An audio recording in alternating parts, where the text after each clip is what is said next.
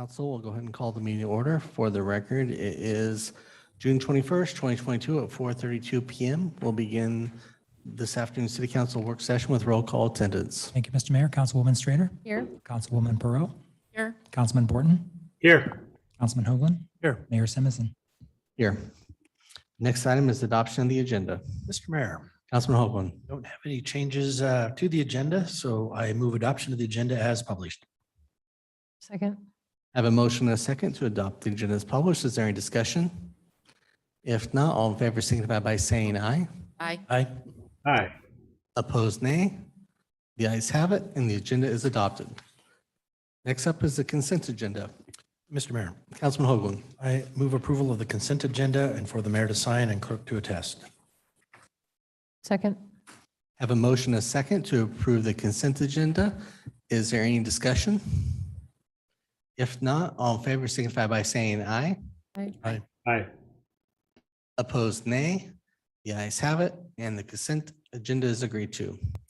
No items were moved from the consent agenda, so we'll move into department commission reports. First up, item 12 is proposed update to Meridian City Code Section 333C regarding limitation on the fee charged by a vehicle immobilization company to release an immobilized vehicle. I will turn this over to Ms. Kane. Thank you. Mayor and City Council, I'm Emily Kane. I'm a deputy city attorney. I'm going to introduce this topic and then introduce Alan Sparhawk to kind of talk about the specifics of this request. Meridian City Code Section 331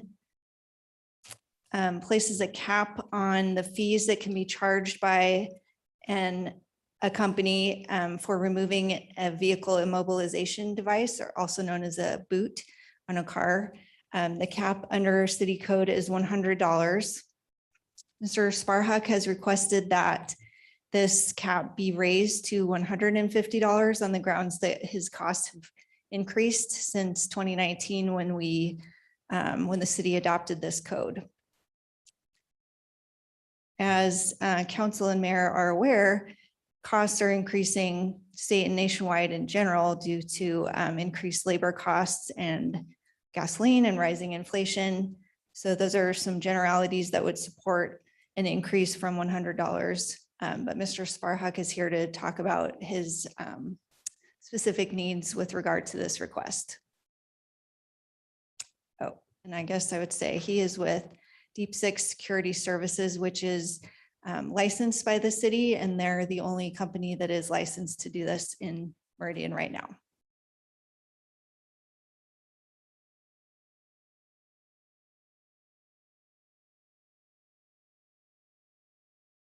Thank you for your time. Well, welcome. As you guys all know, been corresponding with Ms. Kane, and one of the knee-jerk, or what I felt was a knee-jerk reaction was, oh my goodness, that's quite a raise.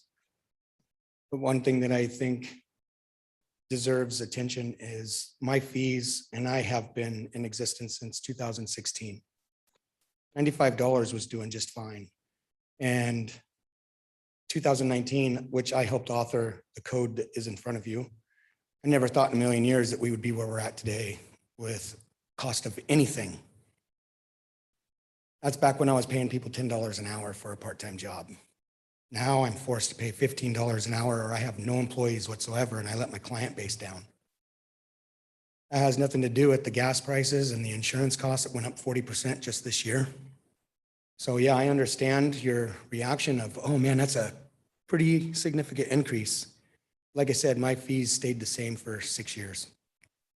And to be responsible and to pay these people a wage that they're happy with and that they stay with me with, I have to put my boot fees at $150. The other thing that I wanted to bring up is that Ms. Kane told me that you have your constituents' best interest in heart, and that's the people of City of Meridian. I totally stand behind you on that. I want to bring up to you something that you might not know. So when somebody parks in a property, for whatever reason, whether they didn't see the sign or they just don't care, that's not what we're here for, but they park there, and you have the option of having a vehicle immobilized, the vehicle stays there We don't hold it hostage, so to say, at a tow yard. And the fees were 100 and now 150. That is nothing compared to my friend that had too much to drink at the Frontier last week, left their car parked facing the building that used to be called the Busted Shovel. I think it was what it was. And I took her to get her vehicle at 10 a.m. in the morning and it was gone. ASAP Towing had her car and it cost $320 to get her car. That is no joke. I can show you the receipt. That's how much it costs. If I'm not able to provide my services to the gentleman that owns the First Interstate Bank behind Frontier and right over here across the street from you, I can't responsibly do it. He's going to have every one of those cars towed. It's going to cost every one of those people $300+ to get their cars towed. I offer a service that's not as much and that is instant. We're within 45 minutes answering the call to get over there, process their payment, and release their boot. If you guys have any other questions, you have to excuse me. I'm nervous. I've never done this before, and I don't know if I touched bases on anything that you're interested in hearing, but as a business owner, I have to be responsible and I have to be able to meet all of my bills that come along with being able to provide those services. I wasn't able to, and the last thing that I did was, hey, wait a second, I need to raise my boot fees. So I did. Thank you, Alan. I don't think there's any, I think you're doing just fine from that standpoint. I think I have more of a philosophical question. Sure. And I don't want to put words in your mouth and I don't want to get in trouble with law enforcement. My understanding is, to your point, that the boot fees what they were, and then you start charging a different rate, but we have a code that says you shouldn't. Yeah. Or couldn't. My philosophical question, what's the purpose of the code if people aren't going to follow it? No different than if someone's parking on private property and says, I understand. don't park here, you're going to get booed. So it's, kind of goes both ways. It does. In my opinion, in terms of, do we establish a fee? So And I throw that out to yourself or whoever wants to answer that, what's appropriate, or how do you balance So that? we had a week after that I wasn't involved. I had a manager that quit and let people keep coming out and booting at 150. Every one of those people, I refunded their money. So we refunded their money and we didn't take their money. And I stayed away from the lot for about two to 3 weeks. And we just picked up about a week and a half ago. I had to get time on, because I want to de-escalate situations. So we have a website that you're more than welcome to look at. On the sticker, it says to go to the website and pay. I had to get a differentiation of my current 150 and the Meridian 100. That's on there now. So that's when I picked back up going and booting in Meridian. And so that made it successful to follow your code. Before I had that and after I found out that that manager didn't tell people to stop booting, or my booter to stop booting there, I stayed away until I was able to responsibly follow that code. And so do you think that the code is the right place to have a fee? Well, honestly, no, I don't, because City of Boise doesn't dictate to me what my fees are. You guys are the only ones, and I'm not here to, you asked my opinion, and my opinion is no, I don't think it is. You guys don't tell Sunrise Cafe that they can't charge $8 for a 25-cent egg. So that's kind of where I'm coming from. Nobody told them to park there. And, in my opinion, I'm half of what a tow company charges, and people get towed every day. They can't afford their tow bill. Guess what happens? Less than 5 days, they lose possession of their car. $150 is a lot easier to come up with than $300. Thank you. It is a philosophical question. That's why I kind of put it Well, out it's a there. valid question, and I appreciate it. And like I said, I never thought we'd be here when you guys invited me and asked for my input. And really, I'm okay with it. I don't see us having to raise every year. And do I think that we'll be where we're at right now forever? No, I don't. But I think things will catch up so that it will even it out. So your question was valid. Councilman Strader. Thank you. Question for you, Mr. Sparhawk, and then maybe for Emily, a different question. Thanks for coming. How does Meridian compare with Boise, for example? I think you're saying you provide this service in Boise as well, right? How much do you charge in Boise? 150. Okay. And if we make a change to 150, is that going to get you through the next few years? Are you going to be back in the same spot a year from now? Well, let's say a few years passes. At least now I'm familiar with the process of coming to the city and providing and having the economy also back me up with what's going on. I mean, that's one of the things that I regret about coming in here in 2019 is I didn't have the foresight to say, hey, wait a minute, you guys are putting a cap on here. I was just happy that you guys were getting involved.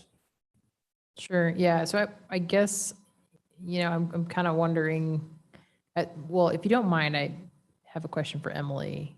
Sure. Do I need to step away or? Nope, she says you're fine. So she'll just come next to you. Thank you. Thanks, Emily. So how many like under our code, how many licenses are available? Do we limit the marketplace for this service through the way our code is written? Or are we granting effectively a monopoly to a business owner in Meridian? Mayor, Councilwoman Strader, there's infinite number of licenses available. There's no cap. It just so happens that there's one company out there. I think at one time there were 3, and they've kind of just gone by the wayside. That makes sense, right? So, yeah, so it's not like a totally captive market that we've provided, and I'm not familiar with this. It's the first time it's come up on council. So basically, our past practice has been to set a cap on the fee. Do you think there's a way we could build, if we were open to it, an ordinance change, either some type of a COLA built in, some sort of a formula? Do we have any other licenses that work that way where we set the fees proactively for any business owners throughout the city? And how do we bake in increases for their fees? Mayor, Councilwoman Strader, I can't think of another license fee that does that. I believe we have fees that do key off of market rates and different economic indices. And certainly that is possible to update this to have a built-in increase that follows something like that. Thanks, that's helpful feedback. Thank you. Mr. Mayor. Councilman Hoagland. Yeah, I was thinking along the same lines as Councilwoman Strader about if we can there's got to be a profit margin in a business. Otherwise, you're not going to be a business very long. So I started. yeah, setting that, okay, this is where you can make money today in a reasonable amount, nothing excessive. And what that term is can mean different things, but then build in to the consumer price index, a CPI, where every year it could raise his rates based on the CPI to a higher amount just to cover extra expenses. But then if we get an extraordinary time like we are now, come back and we can make changes. But my second, that's kind of a comment. If we could do that, that might be a solution. The other question I have though is, Alan, you provide the boot. And what I'd heard you describe earlier, they were actually towing the car. And so, and Emily, we don't cap any fees or do anything for when a tow vehicle is towed? Do we have that in our ordinance? Mayor, Councilmember Hoagland, our ordinance does say that a vehicle cannot be towed if it has a boot on it unless it's been there and immobilized for 12 hours. Otherwise, regulation of towing is generally by state law. And it is actively all of your tow companies that operate. And the reason I know this is because I partner closely with the BIS towing. So all towing is regulated by the state. They cannot charge more than what the state is saying that they can charge. Just so happens that So 300, and that all depends on where you're at in the state because it goes by mileage. So right now we're about half. We're about half of what they can tow by the legal law of they call it a non-consent tow. Okay. That's the only part of towing that the state has a code for is a non-consent tow. Okay. Mr. Mayor. To follow up, Councilman Hoagland. yeah, I was just kind of curious, because I'm thinking, boy, if we can't regulate towing, but it sounds like the state does that, we're regulating the booting of a vehicle, which of course, I think the cost would be less for a person to have it unbooted and having you boot and then have to come back unboot but towing and actually physically moving a vehicle and doing all that, there would be less, but yeah, it's just, what are your thoughts about a consumer price index if we could do something like that? Set the fee and then have it move according to the increases there. Well, I can only speak for myself. It's only a matter of time before there's more people that come in and go, there's only one booting company. And one booting company already was doing practices that weren't conducive to be in business for very long. Who knows if that's going to happen again? I certainly don't mind it. You guys have been welcome. You made me feel welcome to come in and talk and be transparent about everything. Maybe there could be, maybe we should, I'm asking you for something. I'm also going to see things from your perspective too. Like I say, it's probably just a matter of time before somebody else comes in and doesn't have the right mindset to provide a service that is more convenient and less expensive as towing. I don't know. But then again, if they do, then that's just going to make me look better because I'll always operate ethically. Even though some people don't agree and, but I'm the bad guy, but somebody's got to do it, right? Mr. Mayor. Mr. Neri. Mr. Mayor, members of council. So I was involved with booting when it originated back in Boise back in the 90s and crafting the ordinances in Boise that we wrote back then. And Mr. Sparks is correct. I mean, the industry has had bad actors in it, both locally as nationally. And that's why I think a lot of both municipalities in the state have chosen to regulate this area. I mean, towing has the same sort of history, again, why the state chose to regulate at least some minimal things. And that's not Mr. Sparhawk's fault. I mean, that's really just the nature of the business that he understands that there are some people out there, and it is to avoid predatory practices that end up falling on the consumer. And so, one of the things we look for is not necessarily the price point, but the consistency, so that what had happened sometimes back in the 90s in Boise is, at 3 o'clock in the morning, the price was suddenly a lot more expensive than it was at 10 o'clock because you could charge it and someone had been drinking and they wanted someone to boot their car. And so there was a lot of bad practices that we were trying to get a handle on back then that has sort of continued. And so now really the minimal is the registration of the business. So we know who the people are. They know that they have insurance so that there's no damage to people's vehicles and no damage to anybody, and that they're covered, and that there is some pricing sense that's consistent and that can be posted on the signs that are on the lot. So the person doesn't go there and say, well, wait a minute, I thought it's $100 or $150 because it says there on the sign. Now you're telling me $300. So it really was to try to prevent some of the bad predatory practices that other businesses have had. And as Mr. Sparks said, many of those obviously don't survive because that's not a good way to run a business. But that's really the reasons for why we've had these. And again, when we work with a business like Mr. Sparhawk, it really isn't problematic. And again, I think it's one, whether or not we don't have any other licensing that has any inflationary practice to it, but certainly if that becomes an issue, whether it's from him as the operator or from the business owners of the parking lots, whether it's apartment complexes or other businesses that find that it's not viable for the way we're enforcing it or the way we have created it, we're certainly going to hear from that business community. And we've always been able to adapt to that and work with them through this, like with Mr. Sparhawk on this particular one. So it doesn't feel like, at least at the moment, that an inflationary tool is really necessary. I mean, I think, again, if we see such an extraordinary shift here, I don't know that we're going to continue to see that level of shift, but certainly we're going to have that conversation, and we can talk about that with both Mr. Sparhawk or any other business owner that wants to come and adopt this type of business here in Meridian. We certainly are always open to that conversation, and we want to be responsive to the community, both from the consumer standpoint as well as the business owners. So I think we're definitely able to work together to try to figure out a solution. So. Mayor? Councilwoman Pearl. Thank you very much.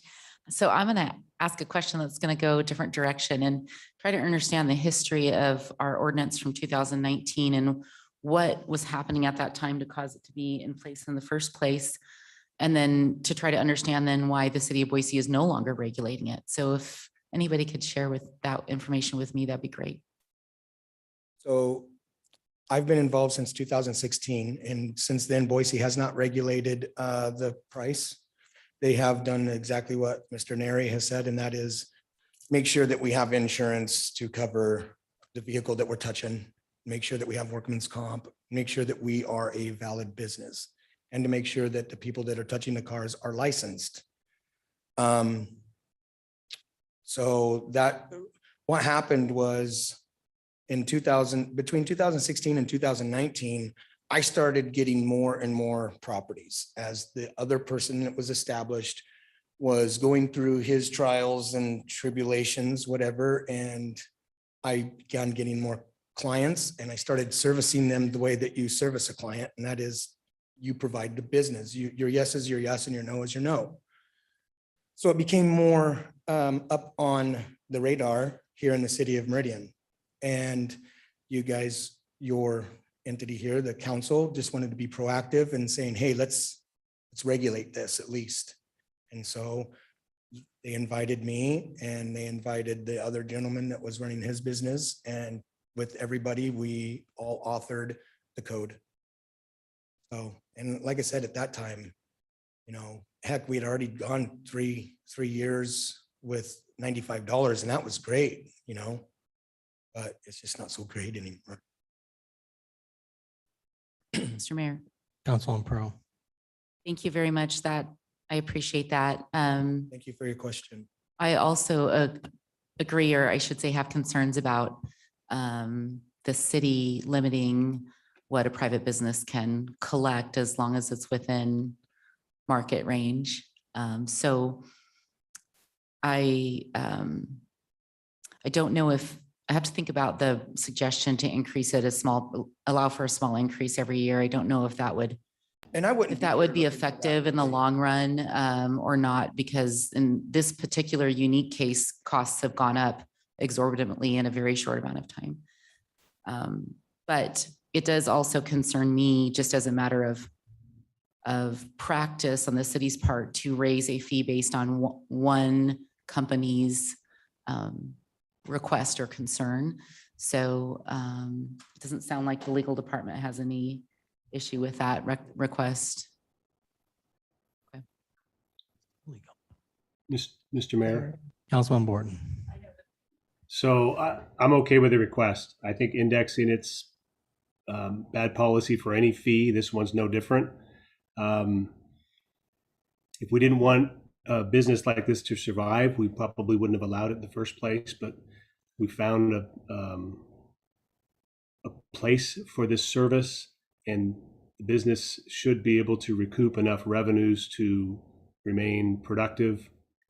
I find this increase to do just that. It's not specific to this particular operator, but as a city as a whole, I think this makes sense. I wouldn't index it. I would allow a future issue, if it ever arises, as to whether or not it's an appropriate fee to be addressed at that time. And based upon the circumstances and evidence at that time, that council can up or down that change. But I just think it's bad practice to build in an inflationary figure, even if it's with good intentions. So I'm supportive of the amendment that's requested here. Thank you. Mr. Mayor. Mayor?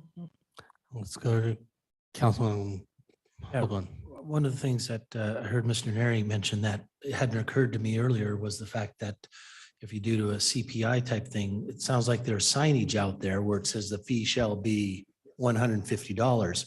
Well, if we do a CPI, then we're gonna have that sign is gonna be limiting or not correct, and that makes it problematic. And so I think that was a good idea that met a better idea. So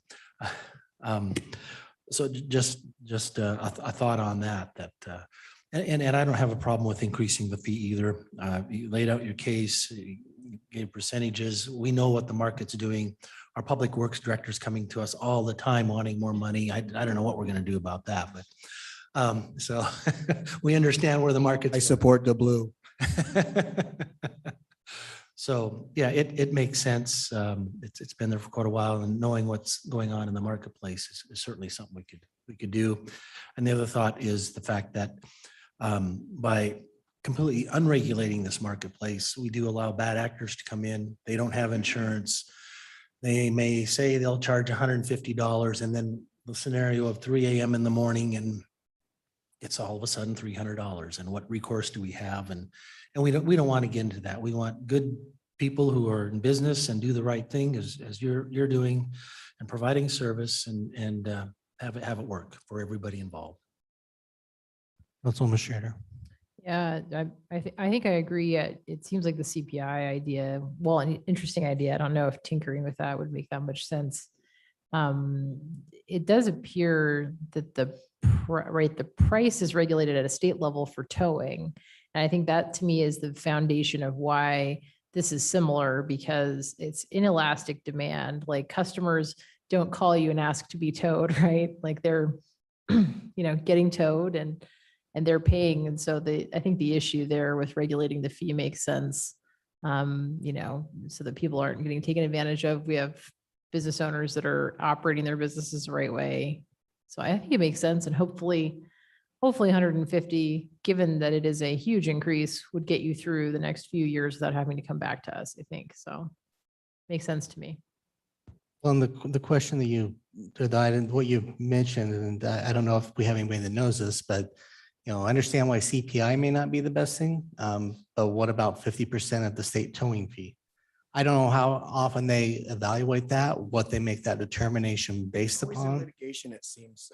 Yeah, so I'm not gonna say it's the right, but to your point, someone else is making determinations. And that's what it is weird, is I do feel like we are artificially selecting a number based upon what I can't pretend to tell you any more than towing fees All I are. can do is give you my word to be a good statesman for that which I'm representing.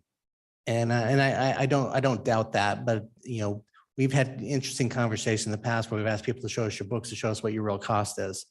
And I don't think that's what we're in the business of doing but when you start putting regulations on and assuming that these are your business costs, assuming that this is good. Again, I don't know if Boise has an unscrupulous market. I don't have any idea if it's unscrupulous today, but as you mentioned, the fee is that's what the fee that you're at least charging over in Boise. Is everyone else in Boise charging that fee? Or Well, is I'm the only one in the Treasure Valley that I know of. Don at Signal 88 helps a few of his clients. He hates doing it, so he doesn't really proactively do it. I love the guy too, by the way. If I die, he's getting my business. But really, we're the only ones that are out there. I've got, I think, 96 properties. I'm not sure. I just have too many. Yeah, it's just a great conversation that, everyone wants to protect predatory practices. We do it at all levels of government. Right. Well, predatory in the sense of what we do would be exactly what you guys said, except for in the past, it was, oh, I'll knock down your price and I'll leave the rest up to your imagination. And it was also in trade for other goods and services. So it wasn't good. Also hiding behind bushes, that's predatory, and that was done. So we have, which I will be more than happy to turn over at any point in time. Every one of my employees are GPS tracked on their T-sheets on their phone. They're GPS tracked on every car that I have. And so I also have an app that when it pulls up the property that you're at, it GPS dings it. So you can see that we're never in one spot. We're definitely not hiding in any bushes. So. Mr. Mayor. Councilwoman Pearl. I just want to say from one business owner to another, thank you for self-regulating within your industry and setting a standard for other members of your industry. I'm also in a self-regulated industry, and a few bad actors create a lot of challenges for our industry as a whole. So thank you for doing that and being a part of the conversation. I was a victim of predatory booting of my vehicle in Salt Lake City, and Salt Lake is very, very bad. There are a lot of private commercial property owners that will not appropriately mark the parking spots or appropriately mark where their property sits. So you'll have multiple owners of different retail centers that will run into each other, and they won't say this is mine and this is this other person's. And then they have somebody that sits in a car and waits for out-of-state plates to come in and park. And then they boot their car, and then the police cannot help you if it happens to you because it's on private property. So this is something that I know a lot of other areas of the country are dealing with, and it's not a good thing at all. So thank you for educating us on this and trying to keep it reasonable and not, take advantage of people. So I'd much rather that they never park there. I hate booting. And I've been told, don't tell people you hate booting, but I hate it. do you think that the property owners do a good job of signage and making it clear to So the property owners hate signs on their property. They do not like signs on their property. And I just tell them, look, you have no choice. It's 18 by 24, it's reflective and everything, you have to have it. They hate it, but I think it's good. And of course, everybody that gets booted wants a sign right in front of the stall that they park in. And I'm like, we could do that, but you wouldn't have seen that one either. Go figure. So it's just, you're danged if you do, danged if you don't.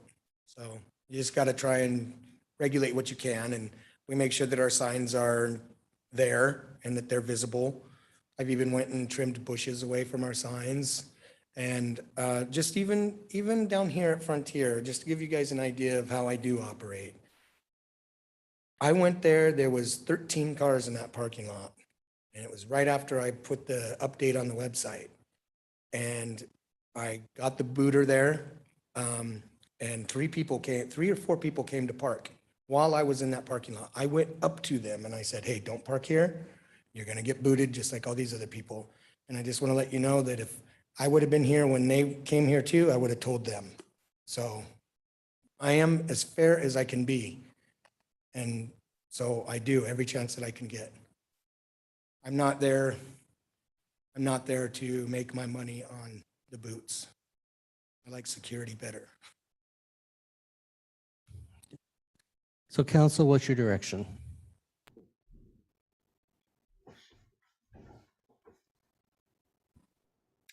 Mr. Mayor, Councilwoman Schrader. not sure if we're taking action on the city code today. No, it's just a But- really question. Would you like to see this come back? Yeah. Yes. Sounded like we're all in agreement that 150 sounded Okay. fair in light of economic circumstances, with the hope that that will get you through the next few years before you're back. So We'll do it. Yep. Mr. Mayor? Councilwoman Pearl. This might be a question for Emily or Bill. Do we have similar regulations for the licensing as what Mr. Sparhawk explained with City of Boise as far as the requirements to have the insurance and those kinds of requirements? So you're pretty parallel. The only difference, you guys are a lot more on your fingerprints. You do it a little differently. But you are parallel. You are very, like it's the same. The only thing different is that you do allow for booting in a fire lane if we're present to get it towed immediately because it's a fire lane. And you do say that we cannot tow a vehicle unless it's been booted for 12 hours.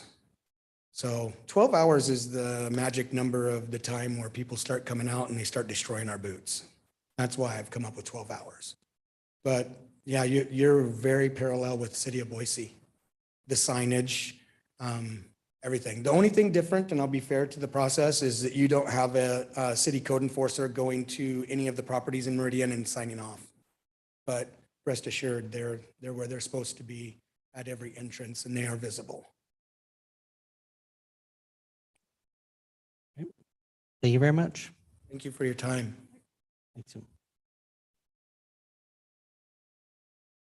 So next item up, item 14 is the Police Department Attorney's Office to propose updates to animal impoundment fees. Let Ms. Kane continue the conversation. Thank you.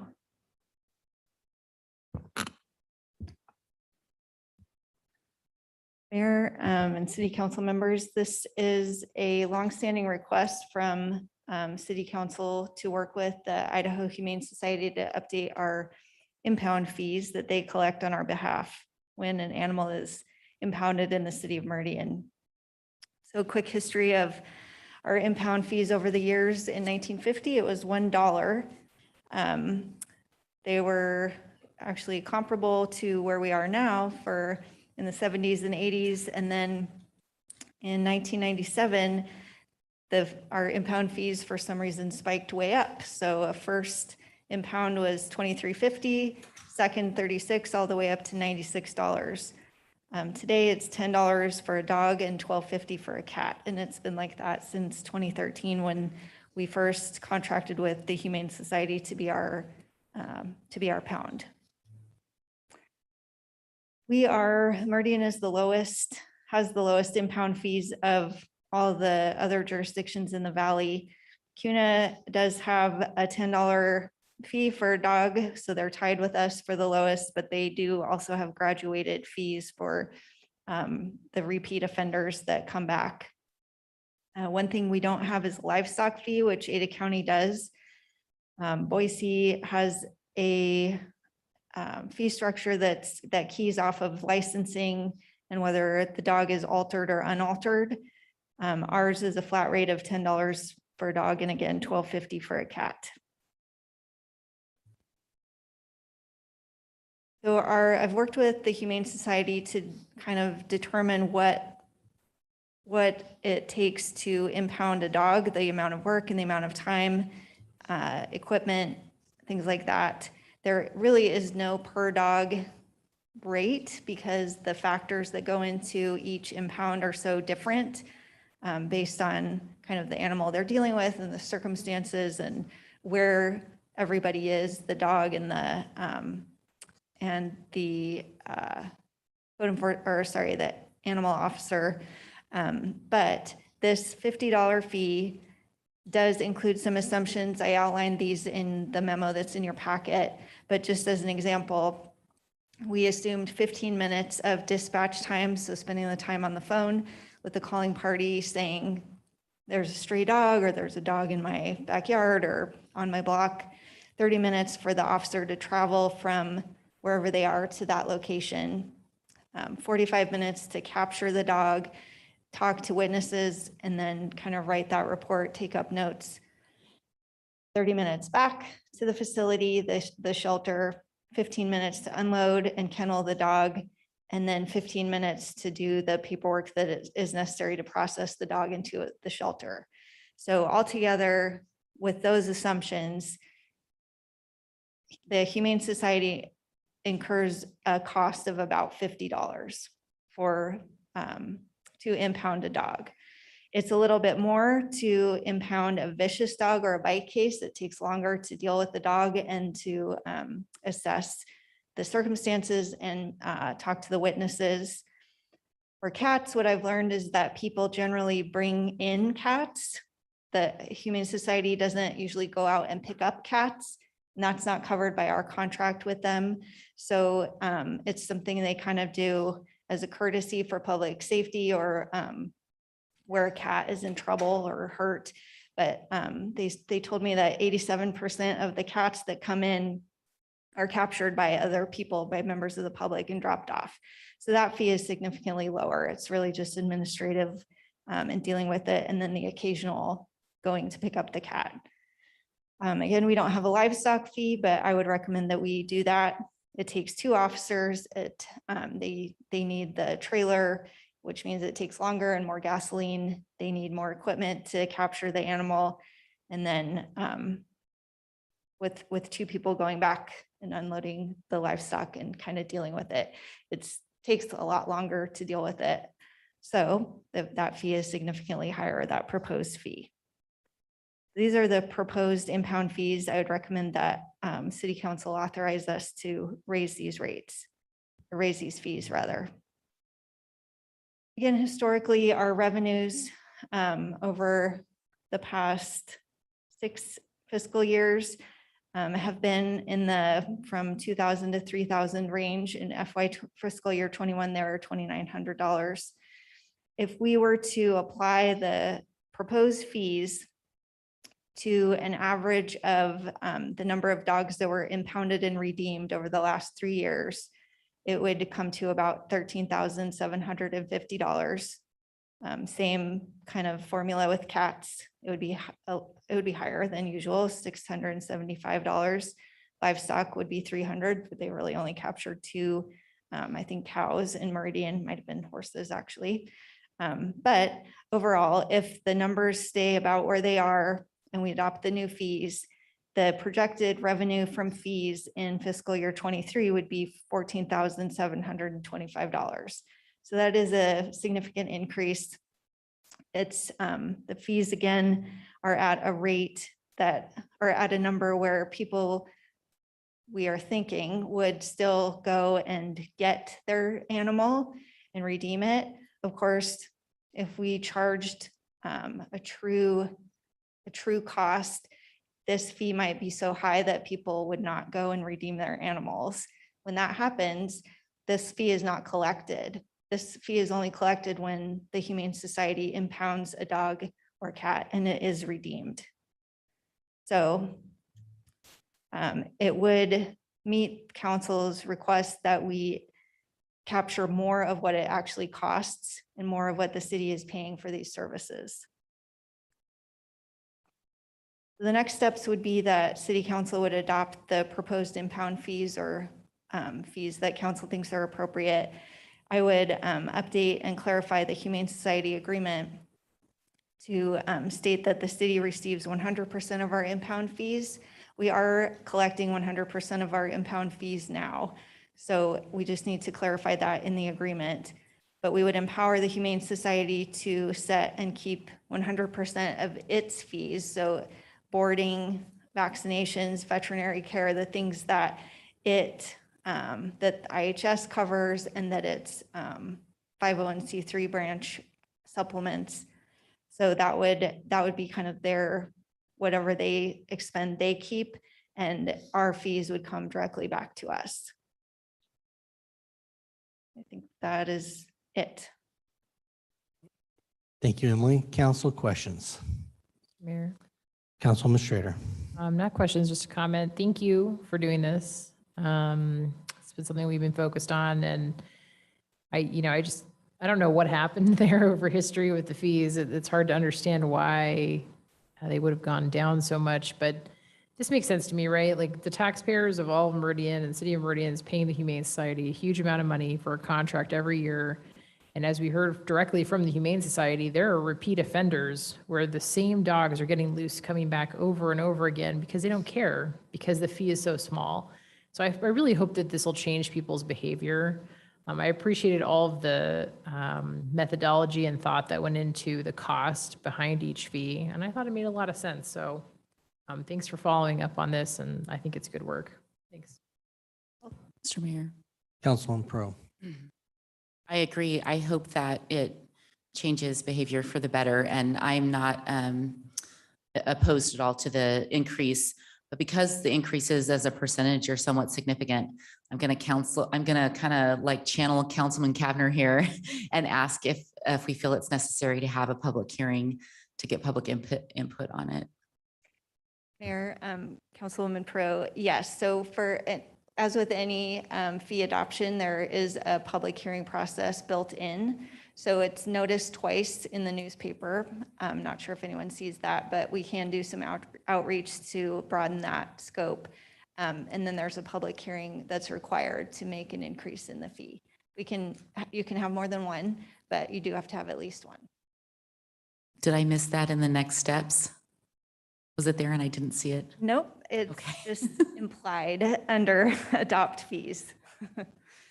Mr. Mayor, Councilman Hoagland. Emily, you mentioned another city has for dogs that are frequent flyers, if you will, and they raise the fees. Is $50 enough to make that work? Because there is that price point where people go, I don't want the dog back because I'm not going to pay that. Are we at a good place, or do we need to look at having some sort of increase in fees for frequent flyer dogs? Mayor, Councilmember Hoagland, that it is popular to have the increase in fees for the repeat offenders. If I would say with regard to fees are not punitive. So wherever that is happening, we would want to start with what it actually costs. So the actual approximation and discount for the second and first. So we can certainly do that, but I would recommend that we structure it a little differently in that event. As far as whether, I do think there is a price point out there, a point at which people will not go and redeem the dog, but it's somewhat of a guess, certainly. I think the Humane Society knows more about that. $10 is certainly too low. I think depending on the circumstances, people are paying the $77.25 to go get their dog that's been out 3 or more times in Boise. The Humane Society does really like Boise's structure. They like having that quasi-punitive aspect of the fee. So we can certainly do that. I would structure it again to start high on the repeat offender and scale down. Most animals are not repeat offenders. There are those out there, of course, but the hope is that this point is the point at which people would go at least once. Thank you, Emily. And Mr. Mayor, follow up. Councilman Hoagland. Yeah, our dog, when we had it, would have been a frequent flyer every 4th of July, but once a year, tried to keep it in. But so you can't penalize in these fees, but you can incentivize. So you work back, there's the true cost, and then work back to first impound like Boise does in that case, because we'd be at 50, which would be their third impound. So, Mayor, council member, yes, that's correct. okay. And just to comment further, Mr. Mayor, I think these are fine. I think it's something that we need to update and utilize and bring up to date for our times now, and add that livestock fee. Hopefully we don't have many, but as you show, maybe 2. And livestock could be goats, could be cows, could be horse. So yeah, something we have to have for those rare occasions it does happen. Mr. Mayor. Councilman Pearl. I agree with Councilman Hoagland. I think the amount that was determined was pretty close to what is acceptable. Is about $50 where the Humane Society believes that people will, like above that, people might leave their animals there and then they need to adopt them out, or like at that point it's their cost and they kind of got to figure out what to do with the animal if they're left there. So had they advised you on what is kind of that tipping point? Mayor, Councilman Perot, we did discuss the issue of will people pick up their dogs, but we didn't discuss a specific tipping point. They do believe that $50 is a nice number that is, it hurts, but it's not going to make someone abandon their dog. That's the hope. But if you'd like me to find out more about where they think that tipping point is, I can do that. Well, Emily, and I guess maybe to piggyback on that, this is just the city of Meridian fee. This is not the Humane Society fee. And 1 day versus 8 days or 7 days. I mean, there are increased costs, you know, because on one point I was like, oh, $10, you can just, that's a pretty cheap pet boarding fee, you know, while you go on vacation, you know, but we know that that's not the only cost. There is more. And so I don't know that you could ever truly define what is a acceptable cost because every day that cost changes to a certain level. And I don't know what their fees are related to that, but I think it'd be hard for us to set our fee based upon what would be acceptable or not acceptable to the general public unless you say for one day, you know, that would be the number. But that's just my 2 cents on looking at that because it's, who knows? Mr. Mayor, Councilman Pro. just out of curiosity, do we have a hard time collecting these fees? Does the animal owner have to show that they've paid the city before they can go pick the animal up? Or does this become one of those situations where we're trying to chase down payment for these? Because they don't have, it's not tied to whether they can go release their animal. Mayor, Council Member Pro, so the way it works is that the Humane Society collects this fee on our behalf and remits it. They do that for all the jurisdictions. So they have to keep track of where the animal came from and attach that particular fee. So council, your direction? Bring it back at these fees for a public hearing? Okay. Thank you, Ms. Kane. Thank you. Would you like to do the next one too? No, it's not you. I just thought I'd ask if you'd like. Okay.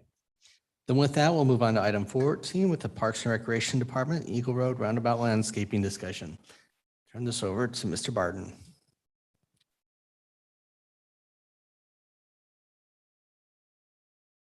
Good afternoon, Mayor and Council. I'm here this afternoon to talk about the 2 roundabouts that were recently completed on Eagle Road. And in November of 2020, Council approved a cost share agreement with ACHD for several non-transportation items. One of those items was landscape improvements. And in that cost share, it says that ACHD will do their standard treatment of that 2-inch washed rock.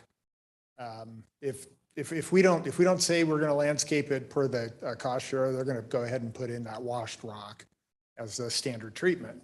So we thought it would, to leave that open, that at that time, council said, hey, probably a good idea that we might want to put some landscaping in there to be determined in the future. So during the process, ACHD had a turnover of project managers, and the information of the cost share wasn't disseminated to the new project manager. So on one of the roundabouts, the rock was installed. And then on the other roundabout, when we saw that, we stopped them and said, hang on a minute, we have a cost share that says we're going to leave that open to possibly landscape it. So that's kind of where we are. One of the roundabouts looks finished, and this is supposed to be a map, but I'm not seeing it here. There we go. So there's 2 of them, the one at Zaldea and then another one at Eagle and Amity. So the one roundabout at Eagle and Amity that received the 2-inch, actually it's a 4-inch layer of 2-inch rock, is what you see right there. So it looks okay, but you have this pavement section that's however wide it is, 10-foot sidewalks, the diffuser islands that are concrete, and then you go to the center and it's all rock. So it's not, there isn't anything there to soften the appearance. That's kind of a close-up of it. And ACHD put boulders in there to keep traffic from going across it. So, I mean, it is what it is. It's low maintenance and definitely a lot of rock and concrete. So the roundabout at Zaldea, we went and put bark in, which according to the cost share, we said that we would do. And it has some of those diffuser boulders, they call them, in there. A little bit of a softer appearance. So that close-up picture of just the bark in that one. So what we did is we developed a landscape plan to beautify both of the roundabouts. And in this plan, there's a mixture of plant material and several trees in the center. And this is all kind of low maintenance, low water consumptive type materials that could be put in here with a perimeter of rock, thinking that we could transfer some of the rock from the Amity roundabout and move it, back truck the very center of that material up and transfer it into a roundabout over on Zaldea, so it wouldn't go to waste. There's an expense in moving it, but at least it kind of fits in the design. We're not throwing it away. So you can see that's just a kind of an illustrative plan of what it could look like, a mix of low water consumptive blooming plants that would definitely kind of soften that street section. And there's a cross section of what it could look like. So again, definitely a little softer appearance than just the rock out there. So we're looking for a discussion and council direction. I guess one of the things before I kind of wrap up what I have to say is that Miranda Carson will be in front of council here in a couple of weeks to talk about a cost share at Taconic. So there will be a roundabout as you're traveling south on Eagle Road. There'll be one at Zaldea, one at Amity, and then one at Taconic. So I think whatever we do here, if we leave one bark, one rock, and then decide to landscape another one, we kind of have this mixed matched set of, in that corridor, there's not a real consistent look. So it makes it, at least in my mind, it makes it a little bit odd. It could be that we landscape the one at Zaldea, leave the one at Amity Rock, and then landscape Taconic, because at least you have maybe a similar road typology that it's a arterial has rock, and then where the arterial meets a collector, maybe that's landscape. So that's just another thought to put into the conversation. So we can leave the roundabouts the way they are. The cost share, we could basically just ignore the cost share because it was ignored in a way. That's certainly an option. We can move forward with a budget request that we can move into the parking lot for the discussion on the 28th as an FY23 budget request. We could do one or the other as well. So like I said, we're looking for council direction on how to move forward. Thank you, Mr. Barton. Councilwoman Schrader. Thank you so much, Mike. So I'm just, $150,000 is a huge amount of money for this. And I saw the breakdown that you sent Councilwoman Perot, right? So it feels like it's really the irrigation is a big piece of it. So you've got the drip irrigation, the water meters, the connection, lateral main lines. Is that part of the irrigation as well? Yeah. Yeah. Mr. Mayor, Councilwoman Strader, it is. So the water meters are outside of the roundabout. There's a sleeve that's been installed underneath the roadway. One of the water meters is about 150 feet from the outside edge of the street up in the Albertsons parking lot. Okay. That's the one at Amity. The other one's a little bit closer. So there's a whole point of connection with a water meter backflow device. And then we need to put a line underneath Eagle Road, and we need to put a line through the landscaping at Albertsons. Right. So this is what I was thinking.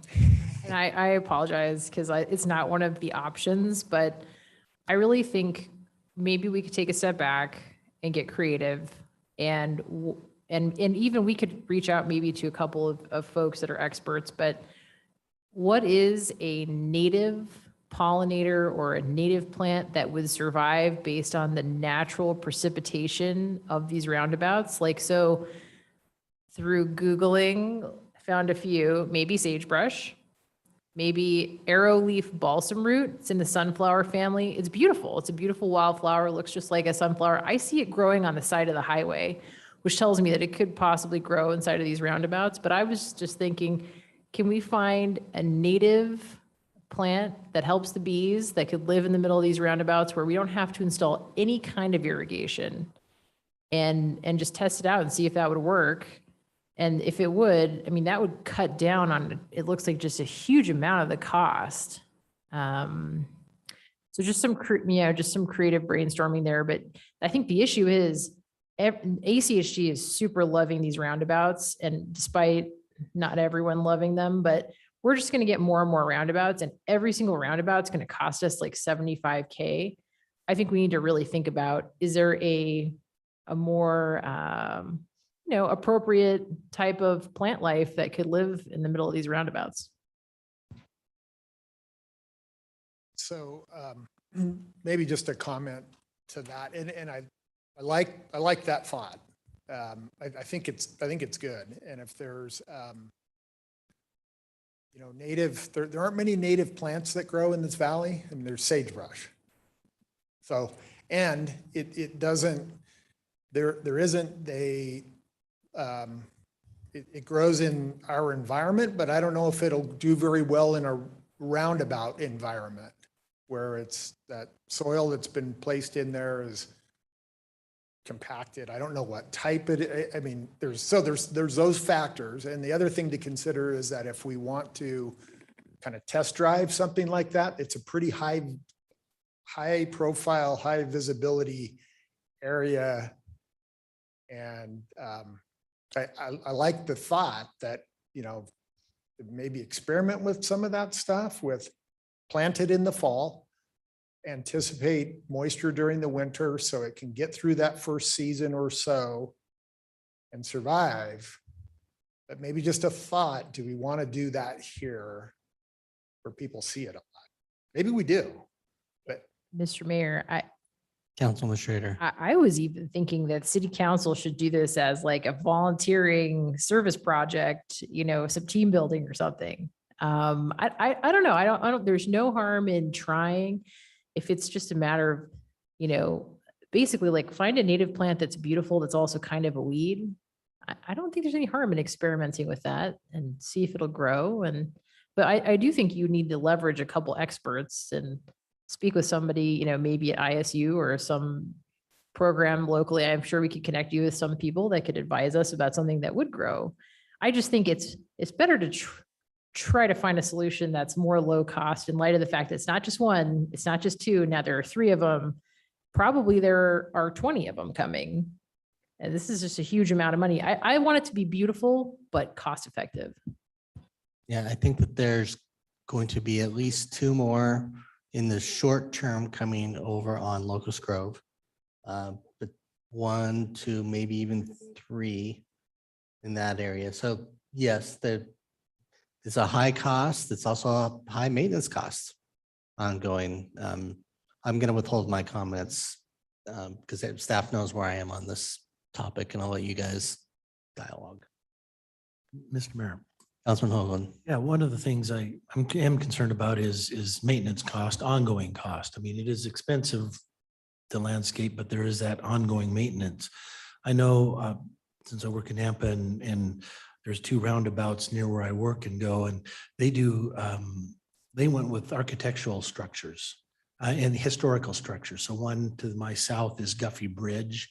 They do a raised brick and gravel and rock, but then it's a miniature Guffey Bridge on the Snake River.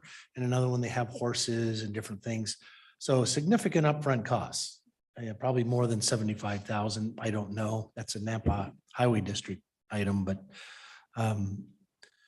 maintenance wise, that you're really reducing maintenance costs on that because it's just going to be there and probably maintain for weeds, spray every now and then, and that'd be it. So, And fix when people hit them with their cars, oh yeah, which will happen. yeah. So, yeah, I'm kind of torn. You want something, if we can do rock like we have, and they've got a few boulders, but maybe doing a little more boulder work that makes it a little more interesting.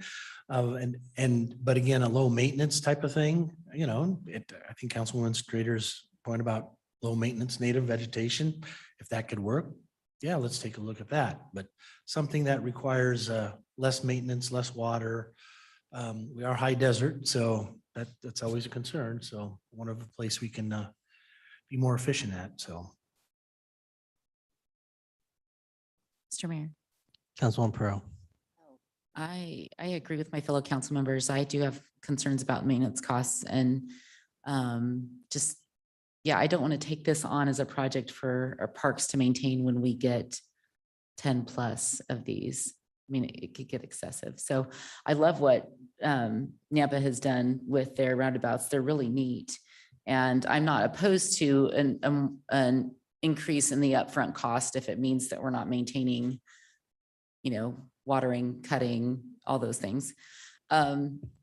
Specifically, the question that you brought before us, as you emailed some costs, it looks like there's about 12,000 for us to move the rock from where it was placed to another set of roundabouts. And then if I understood what you had sent correctly, there's another 14,000 in repairs that we need to be made. Is that related to the main lines, or is that related to moving from the one roundabout to another? Councilwoman Burrow, yeah, that's, so the $12,000 is to move the rock from one roundabout to the other. And what they have to do is there's weed fabric in there. So a vac truck would go in and vacuum all that rock up in kind of the design that we have. And however much, that's an hourly charge to back that up. It's pretty expensive. And then move it to the other roundabout. And then the 14 is the both lines under the street and the point of connection, both points of connections, and particularly the one in the Albertsons parking lot that's so far away. Mr. Mayor. Councilwoman Pearl. I don't know if you all read the email, but I asked Mike what ACHD's response was to requesting compensation for that, and they don't have it in their budget to do so. So I'm also, along with Councilwoman Strader, struggling to say that this is where taxpayer dollars should go to this extent. So I don't know where that leaves us. So I think what I'm hearing. Well, we have one more council member who's unmuted, so Councilman Borton. No, thank you, Mayor. I may be on the other side of it. We had contemplated less than 2 years ago to spend money on the landscaping. The principle of you got one shot to make things like this attractive, calming. We knew we were going to spend some capital on it, and there's going to be some maintenance costs, but perhaps there's a lesser expense, but still landscape it. It's nothing wrong with making these roundabouts look attractive.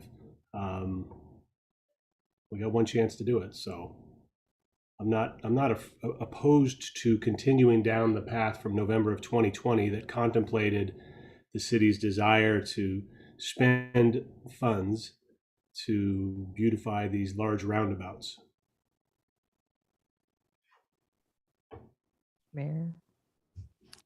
Councilman Strader. I agree that I think it's important for the city to look good. I think it's really important. I just wonder if we need to just dig deeper and find a beautiful solution that natural precipitation, we need to find like the weed of wildflowers, whatever it is that will survive in this location. But let's not give up on it. I don't think it's a no for me. Like, I'd rather have it look beautiful for a third of the cost if possible. Like, that's kind of where I'm at. I think it's important for it to be beautiful. I don't want it to look terrible. We want our city to look beautiful. I think it does. I think we should continue down that path, but we just need to find something that's more cost effective. It's just my general take on it. So I'm kind of in the middle of those. It's not a no, just hoping there's something that's more effective. And I just would like I don't know, would generate a lot of phone calls, but I want to be careful that we don't just make this native weeds. Because I do think that, we see native weeds going over Meridian overpass and they're not the most attractive. We would rather say, why aren't we out there taking care of them? So Mr. Mayor, Councilman Borton? do you think one option could be to parking lot this idea for next Tuesday? We're missing a couple of council members. And that might give a more definitive fork in the road and gives Mike a couple days to noodle some ideas of perhaps a low cost or lower cost idea. Couldn't hurt, at least. Mr. Mayor. Councilman Hoagland? Yeah, I'm more generous than Councilwoman Strader. I was thinking half the cost. She went a third. I was thinking half. So one thing I'd like, and this probably isn't for you, Mike, but maybe Dave can find out from Miranda, because I know like on Black Cat, there's going to be a roundabout at Black Cat and Ustick, now a roundabout at Black Cat and McMillan. How many roundabouts are we going to have? 10 Mile and Amity. Yeah, there's going to be a number of roundabouts coming to this community over time.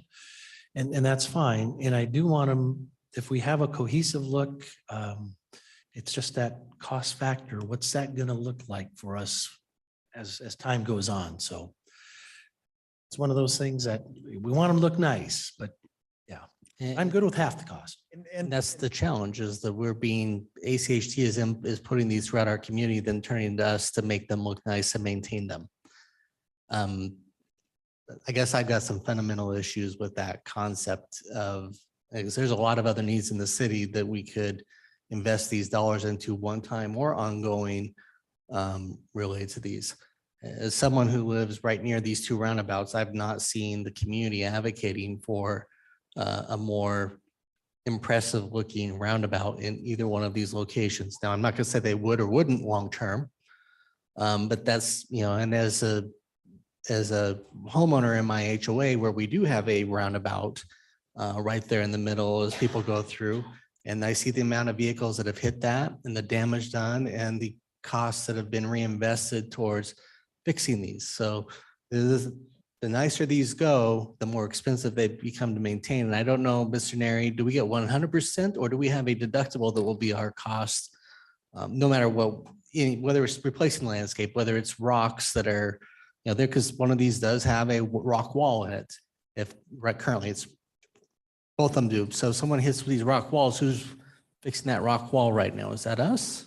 So, Mr. Members of the council, it depends. Obviously, if we catch the person who hit it, and they have insurance, we certainly are going to go after that, to do that. If it ends up being on our dime, to say it's a hit and run, we don't catch anybody, yeah, certainly we have a $2,500 deductible, so it's our dime for the first $2,500.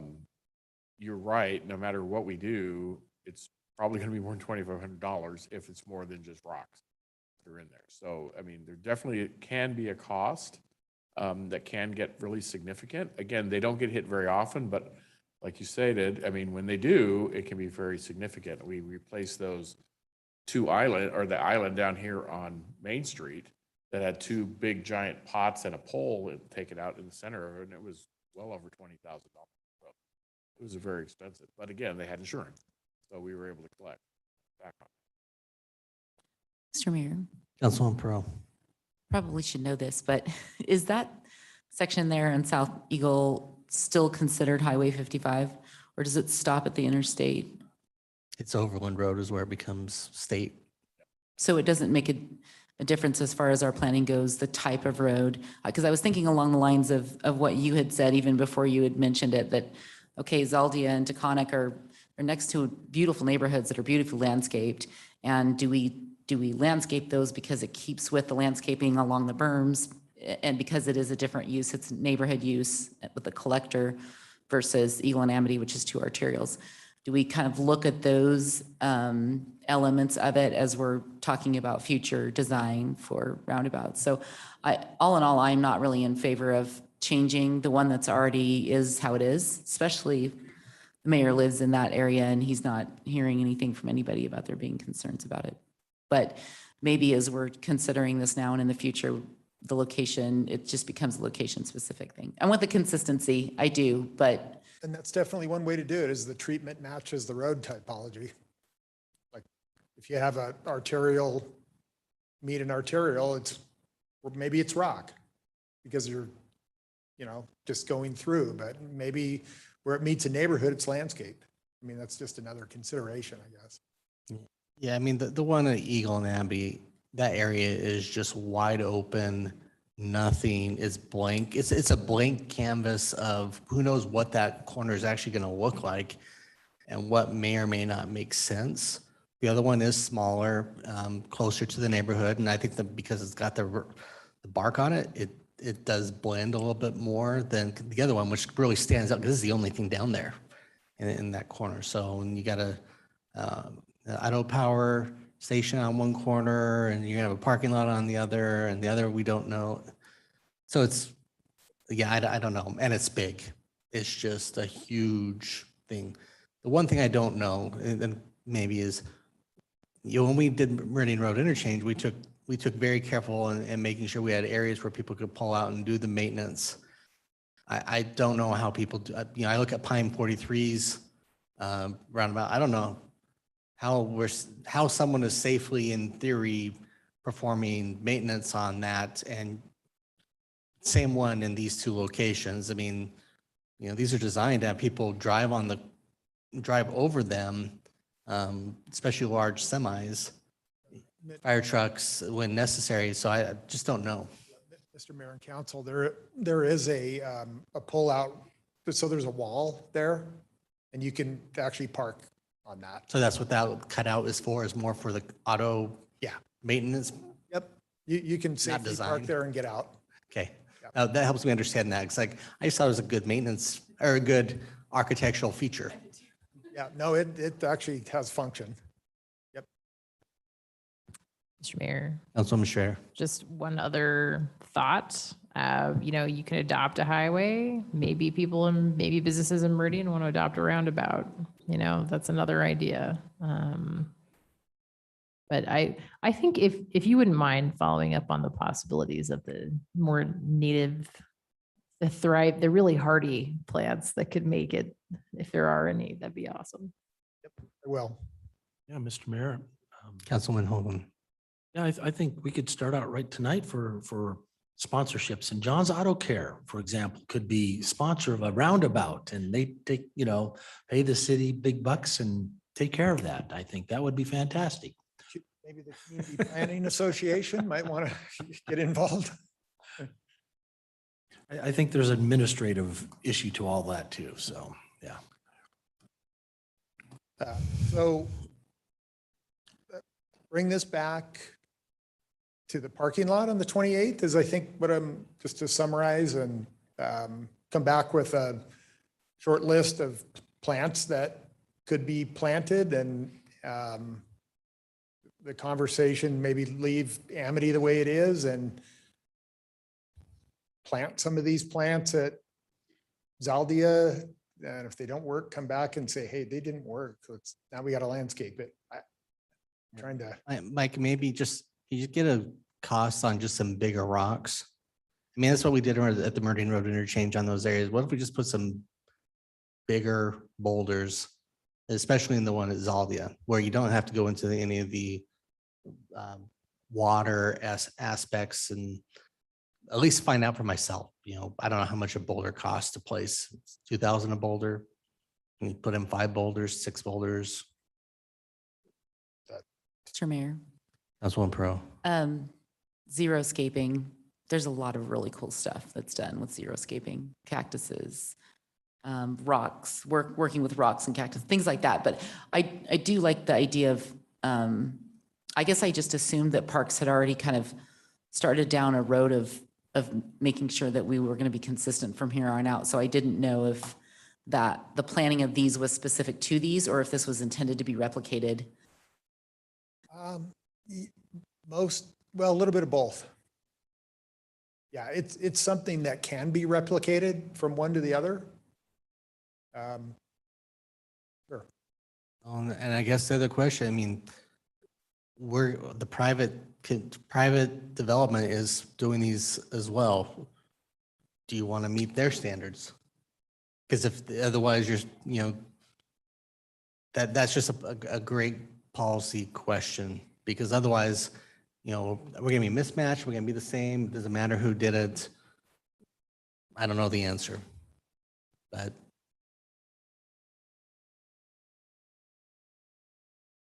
next week, I guess, more Sounds good. conversations. Thank you. Thank you. Okay. Next item up is item 15, which is the Public Works Vehicle Emission Testing Update. All right, thank you, Mayor and Council. I'm actually not going to ask for any money tonight. I know. Well, Chris is pulling up the presentation. So I sit on the Air Quality Board as a representative for the mayor. And then I also have some other members from the Air Quality Board, as well as Emily Kane here to help answer any technical questions, because I'm definitely not the technical expert on this. But so tonight, I'm not asking for any official action, but we are seeking the intended direction that the council would likely go if federal and state emissions testing requirements were revoked. So this is definitely a forward-looking, if these things happen, what would you likely consider? So currently, vehicle emission testing is required at 3 levels of government, so the state, federal, and local. And it's important to understand why and what each level requires as we discuss this topic. So a little bit of history. Ada County's emission testing program was started in 1984 due to violations of the carbon monoxide air quality standard. So out of that, over the years, the Air Quality Board was eventually formed and local ordinances were put into place under a couple of joint powers agreements. So emissions testing was required as part of a 10-year maintenance plan to address the carbon monoxide issue. And we're actually ending the second 10-year plan that will sunset this year. So additionally, in 2008, state code was changed to require emission testing in areas that were at or above the 85% national ambient air quality standard. And that's what drove in 2010 the emissions testing that became a requirement in Canyon County and CUNA. So currently, only Ada County and Canyon County are the 2 areas that emissions testing is required in the state. So who's required to test? So this is kind of an important element. So emissions testing is required every 2 years for gas and diesel vehicles made between 1981 and 2018.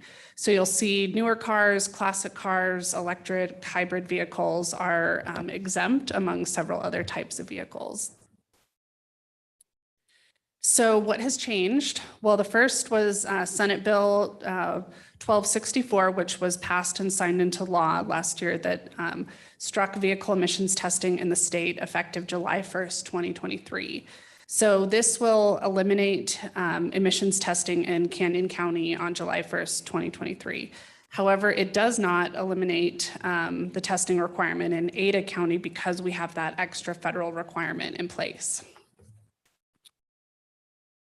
So let's talk about the federal requirements. So this was established in 1984 only in Northern Ada County because we were in violation of the National Carbon Monoxide Air Quality Standard.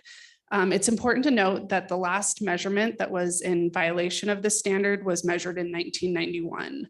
And DEQ is required to give a recommendation to EPA every 5 years on the effectiveness of the program and whether that program should be continued. So DEQ is anticipating going to EPA and requesting the removal of this non-attainment designation in December of this year. And the reason that they're doing that is their data shows that the effectiveness of the program has decreased due to the fact that more and more vehicles that are on the roadway are newer vehicles that are built to meet higher emission standards. And that many of the vehicles that were failing emission standards have been repaired or removed from service. So only about 10% of vehicles that are tested each year fail. Not necessarily all those are directly related to emissions. There's a few other things that can cause you to fail those tests. But DEQ data shows that if emissions testing is removed, that there will be no negative impact on the Treasure Valley air quality. However, we still will see periods of lower than desired air quality, but the vehicle emissions program is not what will fix those concerns. So we're seeing those exceedances due to the fact that we just have more vehicles on the roadway, emissions from industry, wood stove smoke, and wildfire smoke. So the vehicle emissions testing program doesn't change those things.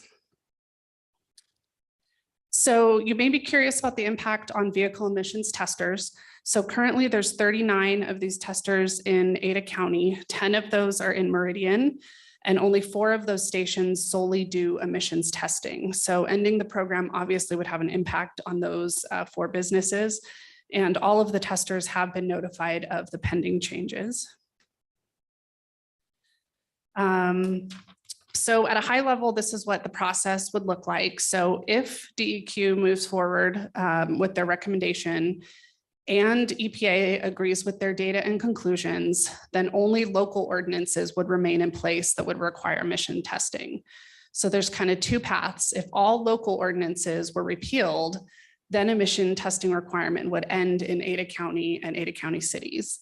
However, if some of the local ordinances remained in place, then emissions testing would only be required in those select areas. And likely the requirement to administer those programs would fall on those local agencies that are choosing to keep their local ordinances. So why is the Air Quality Board asking for direction now, well before they go to EPA, well before EPA makes their ruling? They're just trying to set direction for FY23. So they're trying to plan for their software needs. They're trying to plan to let the testers know what they're going to do, whether or not they should continue with agreements. So the discussion that we would like to have tonight is to gain council's general consensus on if both the state and federal requirements are revoked, would Meridian repeal its air quality ordinance or air quality emissions testing ordinance, or would Meridian have the desire to keep the emissions testing requirement, which would require us to rewrite our ordinance and likely administer the program ourselves? Thank you, Orly. Then this is why I'm always so impressed. This is what she does on her downtime to help inform and educate us, get us up to speed. And so I appreciate you sharing this with us. And as was mentioned, we do have our Air Quality Board member and in the automotive industry, and part of that, John Nesmith's in here, Matt Stahl is also here with Compass Air Quality Board Oversight Management. And so open up for any questions you have for Lorelei, legal, or we can probably get one of those 2 to come up as well if needed. Mayor. Council Administrator.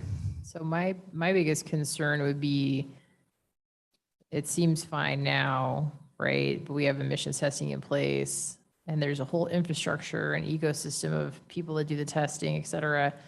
If DEQ and everyone agree it could be eliminated, but then what if what happened to Canyon County or CUNA happens to us and we end up in that same position?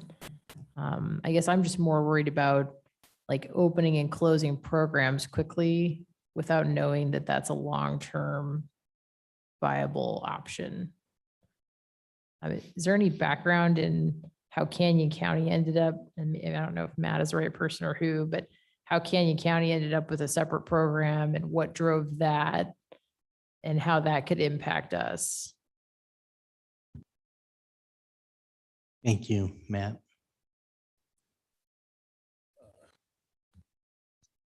Matt Stahl, Executive Director for the Air Quality Board and also the Community Planning Association. Can I go back on your slides?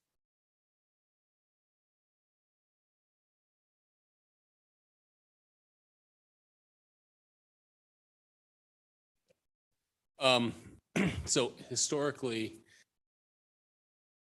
emissions testing has been required in Northern Ada County since 1984, when we violated the health-based standard for carbon monoxide.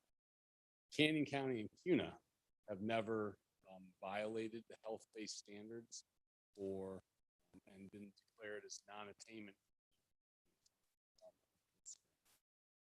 Back in 2004 or so, the legislature, at the encouragement of some local elected officials and also some citizens, created the ability to create an air quality council. And so they created the Treasure Valley Air Quality Council, which reviewed the data for the region, and then also made some recommendations regarding proactive measures that could be had. That was the emissions testing program in Canyon County and UNA. What they specified in Idaho Code 39116B was if your 80% of the design value or health-based standard for a given pollutant, and transportation is one of the top two contributors to that elevated level, then you can have a emissions testing program. That's what they did with Canyon County and CUNA. They never had a violation.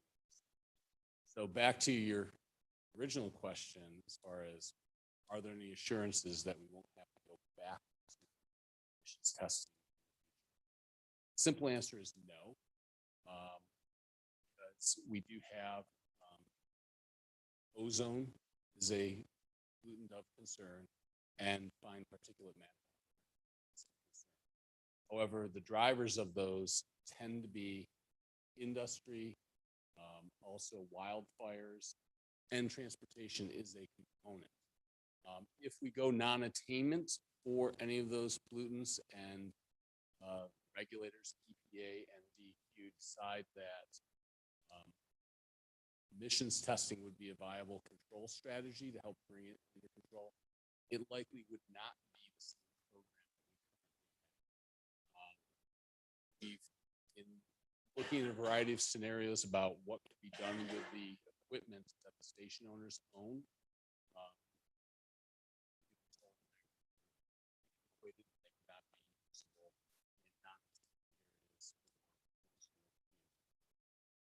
That answers your question. Mr. Mayor, yes. Councilwoman Strader. Yeah, that does answer my question fully. So I guess just to reflect back what I'm hearing and, so DEQ and the EPA are the experts, right, on what control strategies would work. It seems like they're both leaning toward getting to a place where they don't think this requirement should exist. And so, I think it's really important we take care of our public health and our air quality. But if I'm hearing that the environmental experts are saying that controlling vehicle emissions is not an effective control strategy anymore in terms of what we're dealing with now, I don't know. Is that a fair characterization of where we're at? Mr. Mayor, council member, I would phrase it a little bit differently. They're not saying that controlling emissions is not appropriate. What they're saying is that the emissions testing program may have outlived its purpose. So we have federal standards for vehicle emissions that continue to lower periodically. And also, as we are turning over to more of a hybrid vehicle fleet and adding in electric vehicles, we're seeing emissions decreasing significantly or being non-existent. So emissions from the motor vehicle fleet are being controlled that way through national standards and then also fleet turnover. But keep in mind that the emissions testing program in Ada County is solely created for the carbon monoxide issue that we haven't had it exceeding since 1994. Got it. I just have one more question. Councilwoman Strader. How far are we off of the standard? I think maybe you went through this, but like here through state code, they had decided at one point, you wanted to be at or above 85% of the national standard. Where are we in terms of Ada County relative to standards? Is it like within 10%, within 50%, just ballpark? It's rare, council member. It would depend upon which pollutant you're talking about. So carbon monoxide, you're nowhere near the standard. It's much non-existent. For ozone and PM 2.5, they're pushing up the standard. It's about 80% is the last time I saw the data, the last data set I saw was around 80%. Now it gets into whether your the elevated levels on a daily basis are related to wildfires. The majority of the data that they're seeing is because of wildfires and wildfires that the smoke's being transported in from other states. And it's one case, trans-Pacific transport. That also affects, because of the gases that are being emitted, ozone. So it's not just fine, also oxides of nitrogen or volatile organic compounds. So it is around the 80%. That standard or that requirement through Senate Bill 1264 has been struck out effective July 1, 2023, which gets back to your question, what assurance do we have that we won't be pulled in like Canyon County or CUNA? That state law is going to be struck. Got it. Thank you. Mr. Mayor, Councilman Hoagland. I wouldn't mind hearing from John. I just wanted, since I think you guys do emission testing, just impacts in that transition, and if you can speak kind of to that question. And also, I want to correct the record because it's Meridian Automotive that's going to be the first sponsor. Not, I saw John sitting there, I went John's Auto Care, but it's Meridian Automotive, which John owns. So anyway, thanks, John.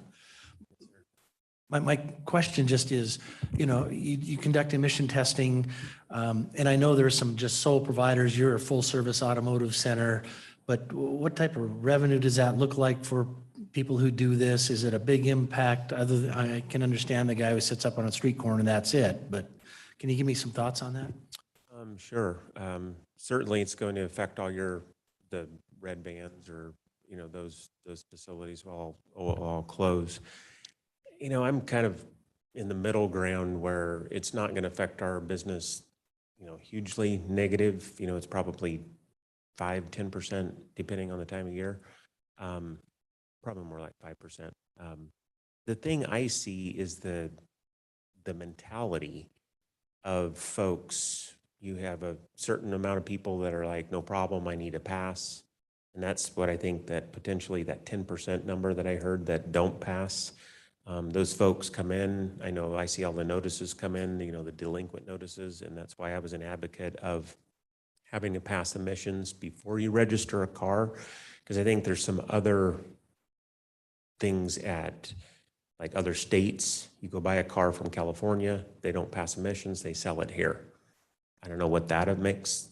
I'm not a good numbers guy to know what that affects, but I do see that the diesel guys that blow black smoke everywhere, the guys that,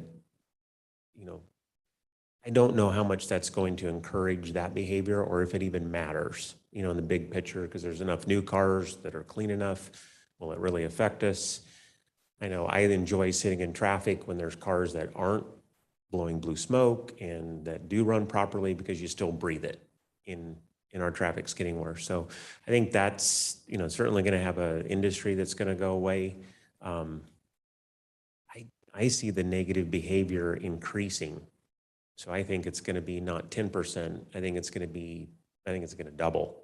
Personally, I think you're going to have 20% cars out on the road that wouldn't have passed emissions, that just because I think the behavior, people won't fix cars. People run around with check engine lights on that won't worry about it because your car still runs, because we see that the behavior coming in, oh my gosh, I got to pass emissions. I got to fix the car. Or that's what I see. Anyway, stand for questions.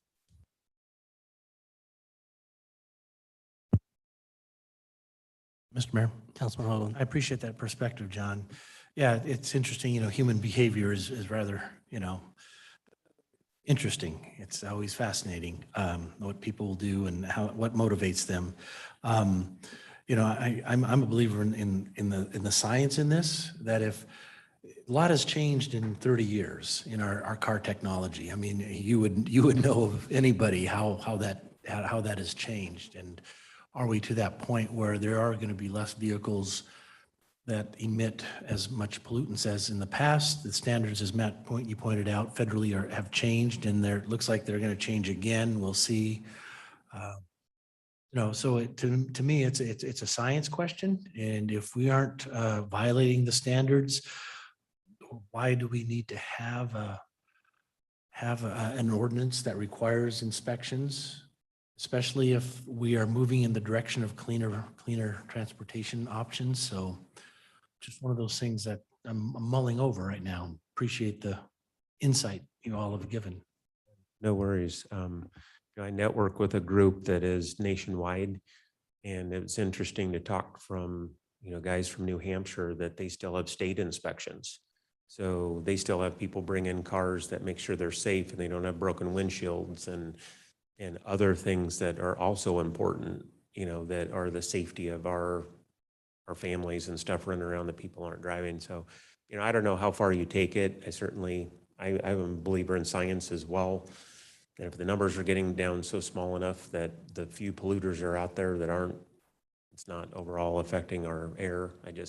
I grew up here, during inversions and things like that in the wintertime. And, I'm very passionate about being healthy and good clean air. So I don't know, it's certainly, a challenge, and I appreciate the numbers that Matt has brought forward, and appreciate that too. But, I'm sure the industry will survive, and, I appreciate their perspective of trying to at least,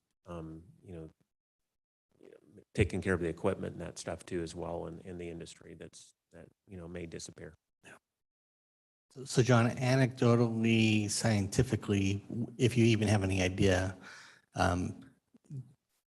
cars that are failing that you guys see, is it more overall age of vehicle, like a car that's 30 years old, or is it a year, make, model threshold where you think that the technology changed in most cars that's not been, that's just more informational because I'm curious. I think it's both, definitely age. And as I see, families have cars, and so you have mom and dad have one vehicle and then they recycle and go down. So we see, kids' cars that are higher mileage. And, the more mileage you put on a car, the more things fail. Catalytic converters fail. They're warranted to 80,000 miles, but after that, you're done. So I definitely age and mileage for sure. And the mentality of the people driving them is also a factor. And especially your younger generation, unless they're mandated to fix it, they won't, because they can watch YouTube and it tells them everything that it involves in either fixing it or, so pretty much I don't mean that literally, but there is definitely a different education factor on a younger generation that that just seems to either want to resolve it themselves or not worry about it. And I think there's a good factor on having, I'd like it to see where they could just pass not run around with problematic vehicles. And I'd take it a step further with safe windshields and, safety program like other states do, but, we're not there. So. Well, as someone who unfortunately got rid of my 1987 Jeep Wrangler when I couldn't pass the Virginia State Safety Inspection, it was the dumbest day of my life when I decided I didn't want to do $1,000 worth of car repairs, and I went and bought a new car. So I've seen it, the value. Apparently 3 broken engine mounts is a reason to put a safety in. I wouldn't have known that. I could have had my engine fall off at any point in time related to that. So I appreciate your comments. No problem. And, here we're very blessed to live in a state where a very arid climate, and vehicles are a lot older versus, back east, they don't live that long. And so here it's very common to have 20, 30-year-old vehicles. It's just the way, we got a nice community that helps take care of, they don't rust out and that stuff. But I'm with you. So it's a little bit of a conundrum, that we run into. I just worry about what will come, because I worry about the dealers that go to other states and they go, great, we don't have an emissions program anymore. We just get a dump here. And then the consumers won't know what they're getting and they get it will affect us. It may have to sort itself out and then we'll see how it goes. Mr. Mayor, Councilman Pro. the challenge that I keep chewing on is we just have such a huge amount of people that drive through the city of Meridian that don't live here. And while if we were to choose to keep a program and even administer it ourselves, for example, I don't know how much that actually benefits the city of Meridian because we have 4 towns that drive through us. That's kind of my struggle, and curious if anyone wants to share their thoughts on that.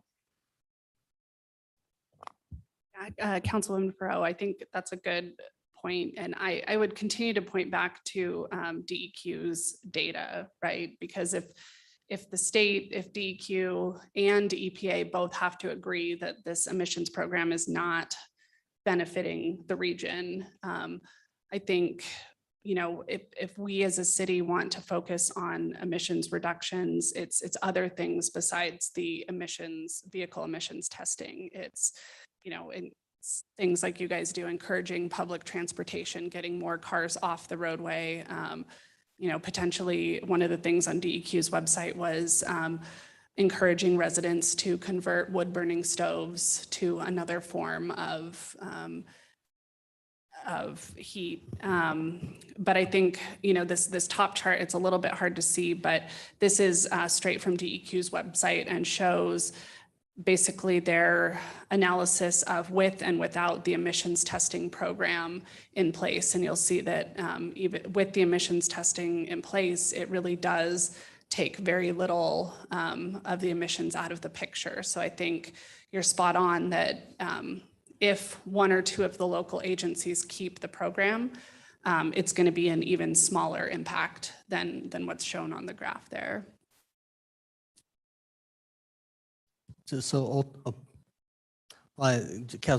ultimately, we're not going to make a decision about for or against, but Mr. Stahl is looking to get a gleaning into council's consideration about, do you want to do your own emissions testing program if everyone else backs out?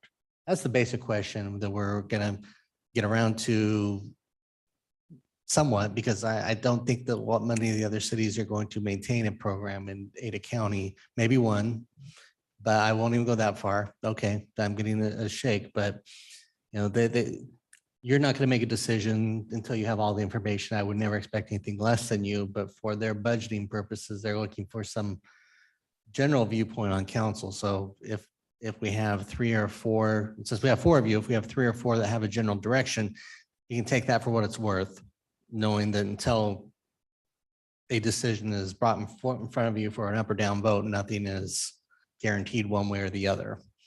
So any direction, any comments you can direct specifically towards him on your general thinking, if the assumption is that both were to say it's no longer necessary or required, what your thinking would be. Mr. Mayor. Councilwoman Schrader. I'm happy to kick it off a little bit. I believe if DEQ and feel strongly that there's not a negative impact from this. One of the frustrations I had when I served on the air quality board was that I felt we were administering a program, but the mandate was so incredibly narrow in terms of what we were there to do. It was really executing on that specific framework. And I think as a city, we're better off if we think it's important for us to have great air quality. I think that's a better, wider conversation than a vehicle emissions testing program, to Lorelai's point. I think there are other things we could consider doing to incentivize people in Meridian and improve our air quality to the extent that we can. And I totally take the point that, wildfires are driving a lot of the particulate issues and et cetera. So I personally don't believe, if the experts are showing this data, that we need to administer our own program. So I wouldn't be in support of starting our own program at this point.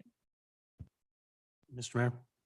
Councilman Hoagland. Yeah, if EPA grants the DEQ's request to discontinue the vehicle emission program for Northern Ada County, then I think I'm in favor of repealing our ordinance. I mean, yeah, if we need to do something else for other reasons, then we can look at that. But if the science is there, we're asking citizens to do something that is it really having an impact in a positive way?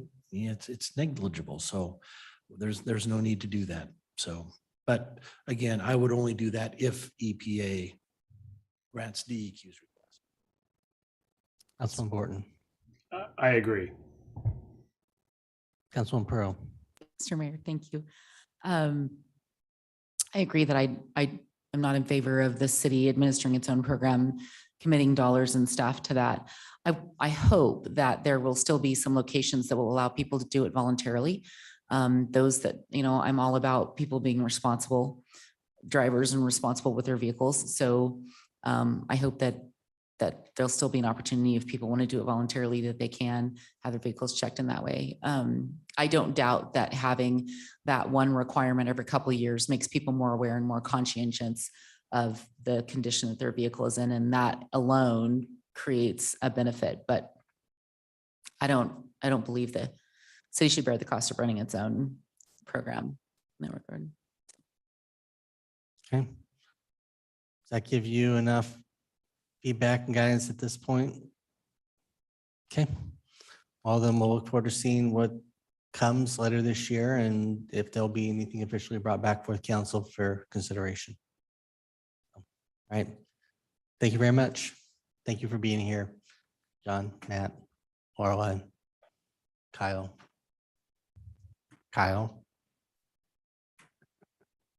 Okay. All right. With that, Mr. Mayor, Councilman Hoagland, I move we adjourn the council work session. have a motion to adjourn. All in favor, signify by saying aye. Aye. Hey. Opposed, nay. The ayes have it. We are adjourned.